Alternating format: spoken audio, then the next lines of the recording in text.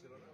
আজকে মোদীজির নেতৃত্বে সেখানেও সরকার হতে চলছে, ছত্তিশগড়েও হতে চলছে, মধ্যপ্রদেশেও আমরা আমাদের সরকার পুনরাবৃত্ত হয়েছে। তো মোদীজি মানে মোদীজি হ্যাঁ তো সব কুছ মুমকিন হ্যাঁ, আজকের দিনে সবচেয়ে বড় আমাদের কাছে অ্যাচিভমেন্ট এটা। এবং 2024-এ আবারও দেশের প্রধানমন্ত্রী নরেন্দ্র মোদীজি হচ্ছে, তার যে প্রমাণ আজকে তো আজকে আমরা সবাই আনন্দিত, উৎসাহিত।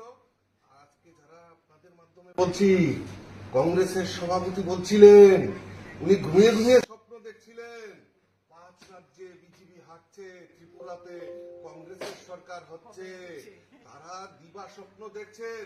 তাদেরকে বলবো আজকে যেন ওনারা আরো ভালো করে ঘুমান, ঘুমিয়ে ঘুমিয়ে স্বপ্ন দেখেন। আর ওদেরকে বলবো সিপিএম এর সঙ্গে আরো বেশি করে মাখামাখি করে লেজুর বৃত্তি, সিপিএম এর সঙ্গে লেজুর বৃত্তি করে সিপিএম এর পেছনে পেছনে থেকে মানুষকে যে অতদিন ধরে বোকা বানিয়েছেন, আর বোকা বানানো যাবে না।